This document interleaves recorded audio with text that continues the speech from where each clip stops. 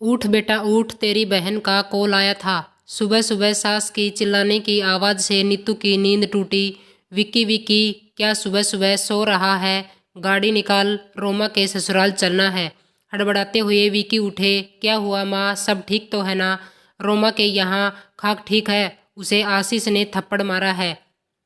मेरी फूल सी बच्ची पर हाथ उठाया है। मेरी बेटी को अकेला जानकर कितना सता रहे हैं। विक्की ने कहा, लेकिन क्यों? आखिर ऐसा क्या बात हो गई? और एक दिन पहले ही उसकी ननद की शादी हुई ना, तब तो सब ठीक था। तब तो सब ठीक था, मगर जब उसकी ननद विदा होने लगी तो रोमा से उसके झुमके मांग लिए। जानता है कौन से झुमके? जो तुम्हारी शादी में दिए थे, जो द्वार रुकाई की रस्म में मैं तुमसे दिलवाए थे। कितनी ख्वाहिश से मेरी बच्ची नहीं तुम्हारी शादी में पसंद किए थे। पूरे 10 ग्राम के झुमके थे, तो क्या रोमा ने दे दिए? अरे नहीं बेटा, रोमा ने देने से इनकार कर दिया तो दामाजी ने उसे बहुत समझाया कि दे दो। अब मेरी बहन विदा होगी, मैं इसे अच्छे डिजाइन के झुमके खरीद दूंगा। क्या मेरी बेटी इतनी बेवकूफ़ है? ससुराल वाले कितना सच बोलते हैं, जानती नहीं क्या? उसके पति ने कहा और खरीद दिया। कैसे मान लेती? बाहर विदाई में देर होने लगी, पर इतनी देर और प्यार से मेरी बेटी ने खरीदा था। मैंने नेक में झुमका दिलवाया था।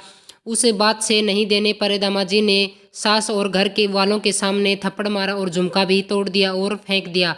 कहा कि तुझे पति की इज्जत से ज़्यादा प्यारा गहना है। रोमा बहुत रो रही थी। बेटा, अरे मांगे तो दे देना चाहिए था ना। रोमा को बात जब इतनी गंभीर हो तो समझदारी से काम लेना चाहिए न। आखिर आशीष ने तोड़ ही दिया ना झुमके को। वैसे भी वह झुमका रोमा के हाथ से चला ही गया। दे देती तो कम से कम दूसरा तो मांग सकती थी। तभी नीतू ने कहा, चाय बना दूं सबके लिए? मेरा तो इस हल्ला गल्ला से सिर दर्द हो रहा है।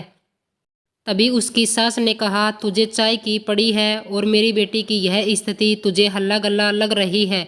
मेरी बेटी से तो तुझे सब दिन जलन थी, मजाक उड़ा रही है। जो थप्पड़ वहाँ चला है न, वह यहाँ भी हो सकता है। औरत होकर औरत पर शारीरिक अत्याचार को बढ़ावा देती है।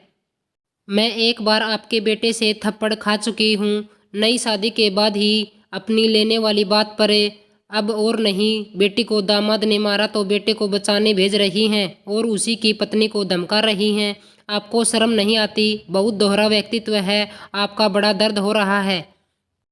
ख्वाहिशों के टूटने का दर्द बड़ी शिद्दत से महसूस हो रहा है। बेटी के लिए भूल गई हैं। आपने मेरी ख्वाहिशों को किस तरह चकनाचूर किया है। सोनी, तू अपने 15,000 के लहंगे की तुलना मेरी बेटी के 60,000 के ऊपर के झुमके से करेगी? ख्वाहिशों की कोई कीमत नहीं होती है मम्मी जी। सबकी अपनी छोटी से छोटी ख्वाहिश अनमोल होती हैं, क्योंकि उसमें इंसान की भावनाएं छिपी होती हैं। बात सिर्फ 15,000 के लहंगे की नहीं, वह मेरी शादी का जोड़ा था। मैंने उसे कितने शौक से पसंद किया था। सोचा था जब शादी में डोली आएगी तो विदाई के समय इस लहंगे को पहनकर दुल्हन बनकर ससुराल जाऊंगी, लेकिन डोली में तो आया ही नहीं था और किसी ने कहा शायद छूट गया होगा। अच्छा, जो साड़ी आई है वही पहना कर विदा कर दो। मेरी ख्वाहिश तो दरी की दरी रह गई। जब यहाँ आई तो लगा कि शायद रिसेप्शन पर देगी पहनने, वहाँ भी नहीं दिया। मैं सोचती ही रह गई कि आखिर लहंगा गया ही कहाँ।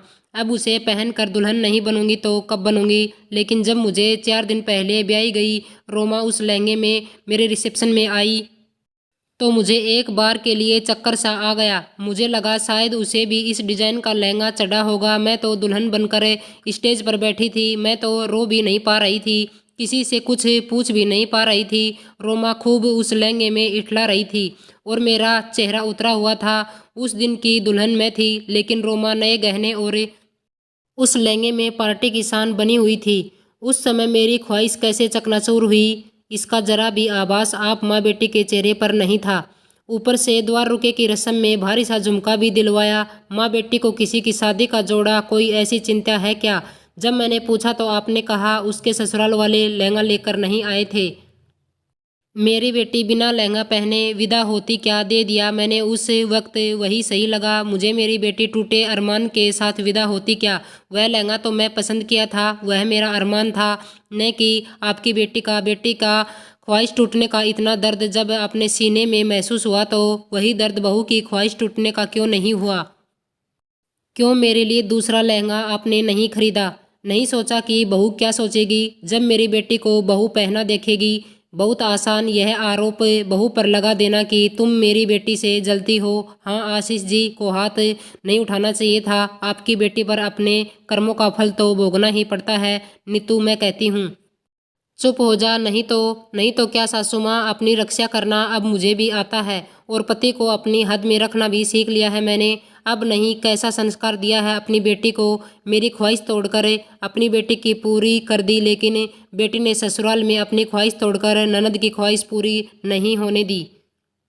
मतलब चाहे जो हो जाए, आपकी बेटी की ख्वाहिश पूरी होनी ही चाहिए, बाकी दुनिया भाड़ में जाए।